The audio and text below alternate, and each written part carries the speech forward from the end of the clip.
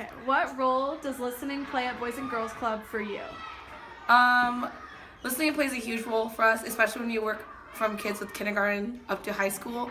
A lot of it is in the tone of your voice and the tone in their voice. So it creates the idea of like connection between people through empathy. And the only way you can hear that is by listening to them and like active listening. Because if you're not paying attention or at all, you're not going to hear that. Especially when there's so many things going on. Like hearing and listening is completely different. I can hear 5 million things going around me, but like actively listening, like I can actually grasp like how they feel, what I can do for them, and like create an emotional connection with them. What role does listening play for you at the Boys and Girls Club? I think listening plays a really important role because I have a lot of people to listen to make the club exactly what it needs to be. So I need to listen to parents to see what they need from the club, the kids to see what they need from the club or what they want the club to be, the staff so that they can do the best job that they need to do, and then also from my supervisors to make sure I'm doing my job appropriately so everything kind of functions. So it's pretty important. So what role does listening play for you at the Boys and Girls Club? So for me, I work in the art room, and so if kids don't listen to my directions or if they're not listening to what I have to say, then the projects don't go as planned, and I have a lot of kids in tears if they do not listen. So listening is very essential to me. What role does listening play for you at the Boys and Girls Club?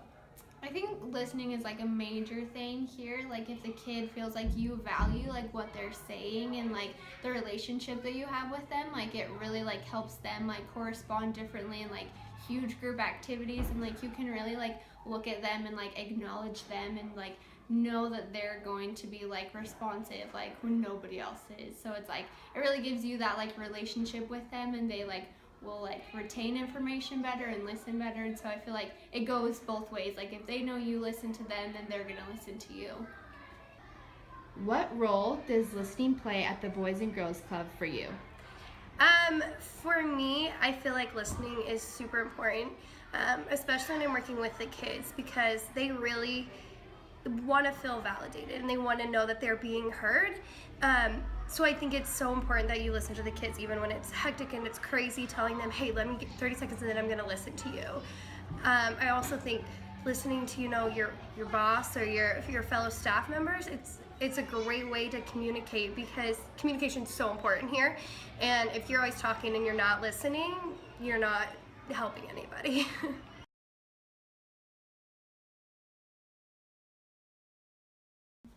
What do you gain when you listen to the children rather than just hear them, and does that make a difference with the positivity of the environment?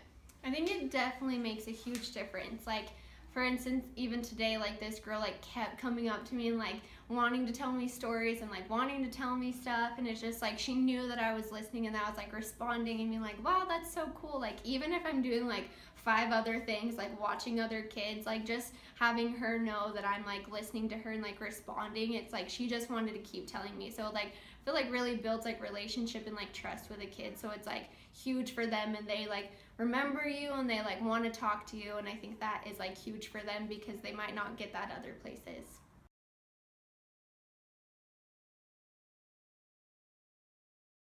What listening barriers with the children do you face day to day? I think one of the biggest barriers we have with listening comes with the fact that we have such a large number of kids here. There's so many times when there's multiple kids talking, when we're trying to get the attention of one and it's extremely loud here, or their friends talking so they don't want to listen. There are the kids who also come and are so used to not being listened to, they don't like to listen themselves. It's just become like a custom habit that, I'm sure they also struggle with it at school or somewhere else. I don't want to assume that, but there's just barriers, the habits that they've built up to where they don't want to listen to us a lot of times, and it's working with them to create a trusting relationship to where they will then be able to listen to us. What are the challenges you face each day? For me, it's definitely like trying to get their attention and hold their attention. Like, I'm not super good at like yelling, like I lose my voice super easily, and so it's like for me being able to like connect with them and keep their attention, like that's huge. And like especially this summer when I came in new, like trying to build like respect for them and respect for me and just be like an even playing field, like that was huge. And so for me, it's like a daily challenge when I come in and I'm just like subbing. I'm like, okay, I don't know some of these kids' names. I don't know who they are. They don't know who I am. So like getting in here and like talking to them, be like, who are you? What's your name? Like, this is who I am, and just kind of joke around with them, like, is huge. So I feel like it's as challenging as you make it. You know, if you want to come in and like tackle it head on, then it's going to be so much easier. If you're just going to let those things like kind of slip away, then it's going to be a lot harder. Cool. Thank you. What listening barriers with the children do you face day to day? So one of the biggest listening barriers that you can find, like necessarily at the Boys and Girls Club, is when two kids are in a fight and you go to break up the fight. The one kid is telling you what happened, but then the other kid at the same time is trying to tell you. And so that's a big thing when there's two conflicting problems in the same problem. And so you can't listen to both of them at the same time, as well as when you're in charge of about 30 kids and one kid is trying to tell you about everything, but then the other 29 are trying to tell you as well. And that's complicated as well.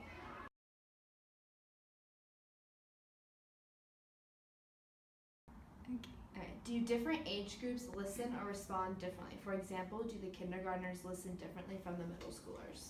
Yeah, I think like working with both of them, like I worked with kindergarten, first grade a lot this summer, and then more like with teens this school year. And like I feel like the first and second graders like will listen like differently than the middle schoolers. You know, like if you get down to their level and you like remember their name, and if you like, you know, come up with like silly things that like will help them like remember you or like want to like be involved, I feel like that really helps. And then like with middle schoolers, it's like kind of you have to act too cool and they'll respond to you, or like they'll be like wanting to talk to you, which is super interesting, you know. So it definitely took me a little bit, and I still don't feel like I'm super great at like working with middle schoolers yet, but like with the kindergartners, I like come in and I'm like, what's up, and I have like nicknames with them, and it's like the like excitement level is like super high, where like middle schoolers are like gonna be a little bit lower, but you can still build that relationship with them. So it's almost like you have to change your like tone of voice with Yeah. each different age group. Yeah, so it's like definitely like the middle schoolers are like maturing, even though we see them as not super mature either, but it's like they're maturing in the levels of like communication. So like if you just go up to them like, what's your name, like how are you, what school do you go to, what do you enjoy, you know, things like that will totally like get them to like respond better to you and like build that relationship with you. And if like you remember their name or what they like to do, like in little instances, that like totally builds like rapport with them, and they like will remember you and like trust you. So I feel like teenagers, you know, want to be more hidden and like taken back, but it's like if you like pursue them, then they're gonna respond better. Do different age groups listen or respond differently? For example, do the kindergartners listen differently from the middle schoolers? Yes. All of the kids in every age group, and then in each age group across different skill levels, definitely listen differently. You're not going to approach a kindergartner the way you would even a first grader, because their comprehension level is different. And so kindergartner is going to need a quiet environment in which to listen to what you're saying, whereas a middle schooler, you might be able to just say, hey, stop what you're doing, it's not appropriate, or hey, these are the instructions for the activity, and let them go on with little to no explanation, because they know how to read, they'll get it on their own. You wouldn't do that with younger age groups.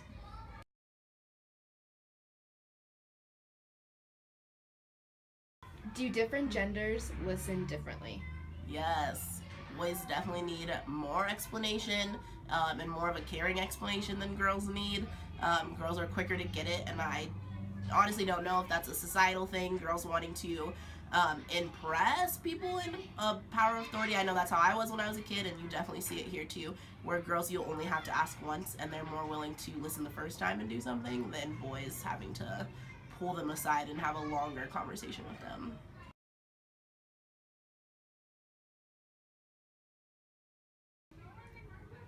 What do you think is the most important aspect to your position? Being able to multitask and to respond flexibly to all of the requests on my time, especially prioritizing now that we're stuck at 40 hours a week only, not over, not under, to make sure that everything gets done to the best of my ability, and so the kids have what they need to get through the week.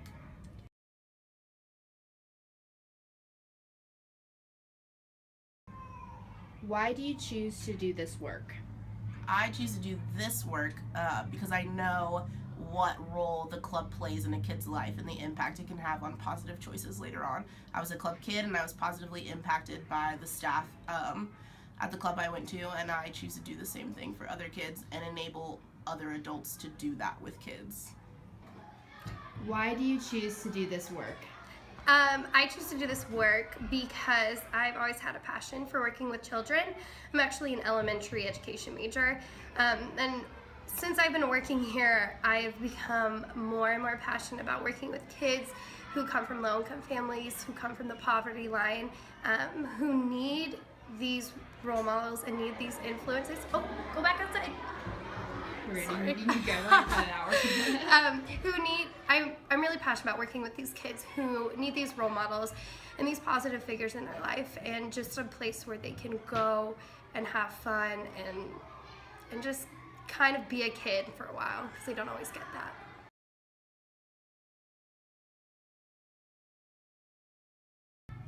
Are there listening barriers within the staff that affect the environment of the Boys and Girls Club? Yeah, so sometimes listening barriers, I think, can come in the form of whether you've been here a long time and you kind of think you know exactly what everyone should be doing, or whether you haven't been here long enough so you're not exactly confident in what you're doing. Pride also takes a little bit of a role at the club sometimes, not wanting to admit when something's not quite right or you didn't hear some instructions correctly. Those are kind of the ones I can think of off the top of my head. Are there listening barriers within the staff that affect the environment of the Boys and Girls Club? I think there are, just like in any other workplace. If you have individuals who are not willing to listen to each other, that doesn't create a positive environment. I think sometimes some of the listening barriers could be that they feel themselves like they're doing what's best for the kids, and whether it is or it isn't, I just think that sometimes personal opinions or views will get in the way of actually listening to what the others have to say.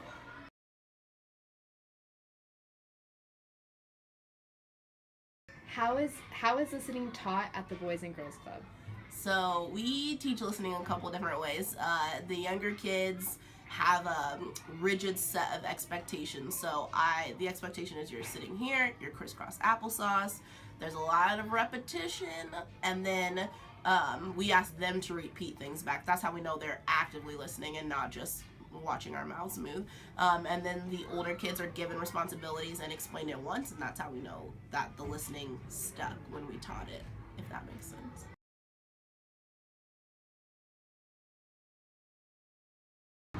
Okay, another valuable thing I took away from my experience volunteering here was actually dealing with noise. So the concept of noise, I have a lot of it. You can have internally and externally. Here, there's a lot of external noise. But something that positive that I took away from that experience was that it actually helped me control my internal noise, and I didn't think a lot about what was going on versus in my own head versus what was going on right in front of me externally. So I thought that was a really, really positive way for me to have a distraction from my own life. It was really cool. What role does listening play for you at the Boys and Girls Club? Listening played a big role for me here at the Boys and Girls Club. Nonverbal communication was a big thing that affected me. So, I had to lean in and shake my head so they know that I was listening, comprehending what they were saying, and also verbal responses and just going along with the conversation, because as mentioned from other videos from the staff, they might not get that in other places, so it's really important for them to know that you are listening to them and maybe know the whole conversation with them. I haven't really spent a lot of time with kids, so it was definitely hard at first to differentiate between hearing and listening. So at first I was just hearing them. Another thing I learned by volunteering at the Boys and Girls Club is how much you can learn about someone by just listening to them. A lot of the kids would tell stories about their families or their friends, and just by listening to what they had to say, I was able to understand their background and kind of what they were going through. And a lot of the kids were in really tough situations, and they wouldn't come out and say that, but you can tell by just listening to what they have to say and how they say it, and I thought that was really interesting.